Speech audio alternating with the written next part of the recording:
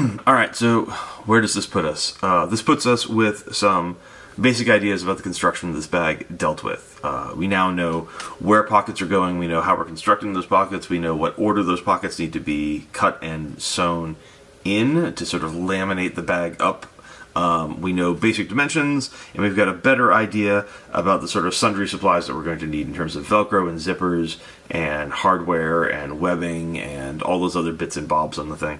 So this is what we did last time. Basic outline of the bag, dimensions, some ideas about construction and where to put stuff. I've refined things a teeny bit since then even. Made some adjustments. The umbrella bag, the umbrella pocket on the outside, I have ditched. I'm going to move that to the inside of the bag so that the outside of the bag stays nice and clean and crispy. But the thing that had me sort of hung up last time was the construction of these pockets here. Not so much their use and size and shape and all of that, rather how to physically actually build them and get them onto the bag in the right order such that it all sort of worked. So just yesterday I started doing a little bit of a drill that I sometimes do in these things. So let me cut this in half here with a hastily drawn arc. And what we've got here is this is the main back panel, front panel of the bag, and this is the main back panel of the bag. And the idea here is to sort of, starting from the front panel or the back panel, work your way out in layers as to how you would construct the bag. That gives you an idea of, once you've cut the panel, what needs to go onto it first, what needs to go onto that, so how you build this thing up in layers before you sew it all into the shape of the bag. Because once you get it sewn into the shape of a bag, you're not going to be able to attach pockets. You're not going to be able to manipulate things and move things and get them all where you want them to be. So, starting on the front panel, this is the outside facing front panel here. The idea was to have those two pocket bags, and I wanted to have them with flaps that hang down on top of them, and I wanted them to be pleated so that they have a bit of volume that they can give. I've never done that before on a bag. I've seen it done. I like the way it looks and the way it works, and I wanted to give it a try here, so it seemed as good a time as any. But the problem I had was, how do I get flaps to meet perfectly in the middle here so there's no gap to go over these? Now, the pockets themselves were easy. This is just a piece of fabric. It's extra long, so pre-pleated, it would be a much longer rectangular piece of fabric. And then you're going to drop these pleats in, pin them. I'm going to sew across the top, and I'm going to run some bias tape or some gauze grain or whatever across the top here to finish this seam, and that will lock those pleats in. I'm going to drop some patches of Velcro on them here, and then this one big panel is basically done, right? It's a matter of keeping it square and all of that as you sew it on, but that's really it. It's pretty straightforward and easy. So, and that can just get laid up on here, and then because this is all one big sheet, it's going to get laid up on here, it's going to get sewn down the middle here to divide it into its two pockets, and then it will get sewn around the edges, obviously. But before I do that, what I realized, in order to get the separation of these things, I just need to make these two separate flaps. So one flap, two flap, they're going to be measured to be exactly half of this when the edges are fully rolled or seamed or whatever. I'm going to put the Velcro patches on then. So first, so these guys will get cut and the seams will get dealt with as independent pieces. They'll get laid up on here. They will get stitched across here and their outer edges here. And then this will get laid on top of those. So this is going to be built up. So it's front panel, and then pocket flaps, and then pocket body, and then the flaps who flip down on top of it. So that was actually, once I sort of realized that this should be two pieces, that was much easier to think about. On the back panel of this thing, and this is on the inside of the back panel, so this is inside the bag here. We got a back panel, I need to get another layer on top of that, and that's going to be the first slip pocket there that you're going to be able to drop your laptop into. That'll be that guy. My note here says this should be doubled thickness fabric, sewn at the top to pinch it, and I'm saying it should have captured 1.5mm EVA foam inside it.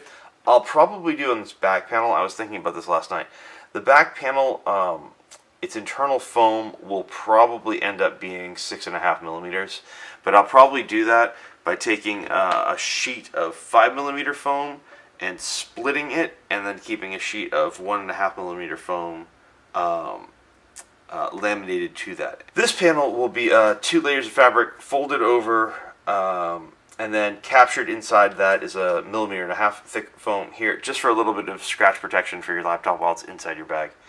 And then stitched to that, doubled up but without any internal padding, will be another sheet. So this guy gets laid on this, and then it's going to get sewn down the middle here and down the middle here, and obviously the edges. And then so here to here, and then both of those get put onto the back. The back gets sewn, has previously been sewn with its captured foam and probably the actual outside back facing panel, and then all of that, 1, 2, 3, 4, 5, 6 layers of this fabric on these edges forms your total back panel.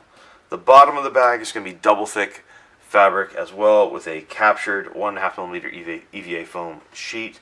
So I got design much further along, but I do have a couple of things that I'm still not sure about. I am not sure about the details of these handles, and more importantly, I am not sure about the details of the attachment points for the eventual shoulder strap. Most of the time I will carry this bag by its shoulder strap and not by its handles, and so I want to make sure that that shoulder strap is good, but I also want to make sure it gets out of the way.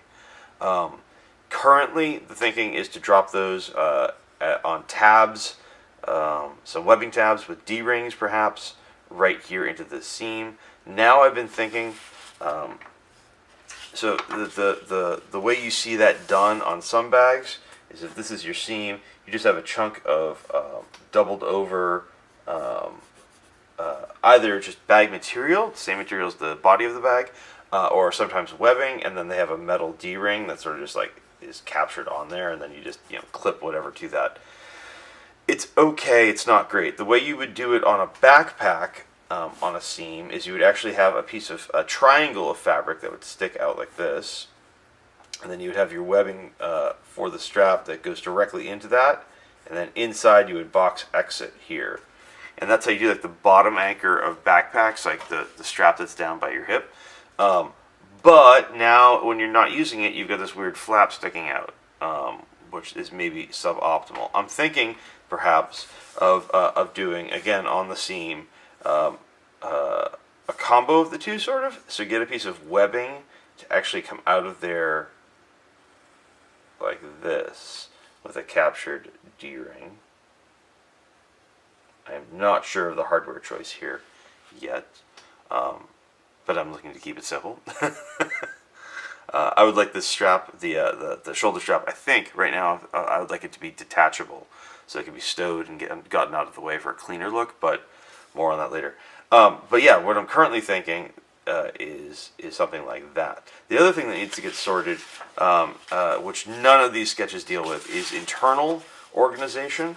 Normally that would be on the opposite side of this front panel here. I would run an organizer, and historically for me, my internal front organizers are fairly simple things. So they would be, if this is the inside of your front panel, it would be a single sheet essentially of fabric here, stitched on, room like this, for a 3.5 by 5.5 inch notebook, and then on the sides of that, just a couple of like pen slots of various sizes stitched in, and that would be fine. It's enough room for me to drop one of my standard notebooks in here, and then my normal selection of pens and pencils and whatever else. That's probably what I'll do, just to keep things simple. This takes up very little volume, so you don't end up with the inside of the bag sort of like crushed inwards with pockets and pockets and pockets of dividers and all that. I'd like as much usable space as I could sort of get inside there. So the real design stuff to come is figuring out the strap arrangement. There are no doubt people that will be wondering why I'm choosing to use duck cloth for the prototype, but it has some advantages. Cost, it's much less expensive than the technical fabrics that I'm looking at. Ease of use, it cuts really easily, it sews really easily. And third, it mimics the bulk and the heft and the thickness of some of those technical fabrics, so I can get a feel for how sort of the bag's structure will feel, how stiff it will be, how rigid it will be, what sort of body it has, all that sort of business. So it is, for my uses, a really good prototyping material. Also, I have some, so use what you got. Anyway, next step will be to cut a prototype out and sew it together and get an idea for what this thing's going to look like, and that'll be in our next installment. So thanks for sticking with me.